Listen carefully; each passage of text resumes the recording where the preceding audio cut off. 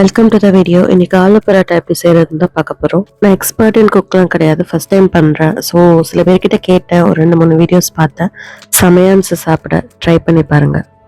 இப்போ நான் ஆலு பரோட்டாக்கு தேவையான ஸ்டஃபிங் தான் பண்ணிகிட்ருக்கேன். ஸோ என்னென்னா, சின்ன வெங்காயம் இருக்குல்ல, அதோடைய வெங்காயத்தை ஆளோட சின்னதாக பொடியாக நறுக்கி வச்சுக்கிட்டு கொஞ்சம் கொத்தமல்லியும் நறுக்கி வச்சுக்கிட்டேன். பொட்டேட்டோஸை 2ஆக கட் பண்ணி சால்ட் போட்டு ஒரு 7 to 8 minutes பாயில் பண்ணேன். இப்போ மேஷ் பொட்டேட்டோஸ் மேலே வெங்காயத்தால் அந்த கொத்தமல்லியெல்லாம் கட் பண்ணி வச்சுருந்தது போட்டுட்டு சில்லி பவுடர், கொரியாண்டர் பவுடர், அப்புறம் சால்ட்டு, கரம் மசாலா இதெல்லாம் ஆட் பண்ணி நல்லா மிக்ஸ் பண்ணிக்கிட்டேன்.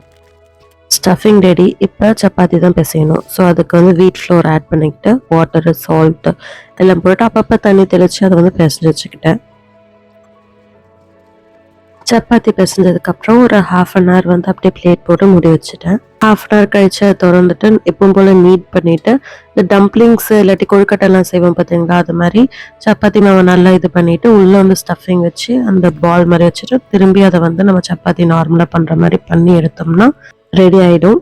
நார்மல் ஆயிலுக்கு பதிலாக கீ போட்டு சர்வ் பண்ணுங்கள், செமையாக இருக்கும்.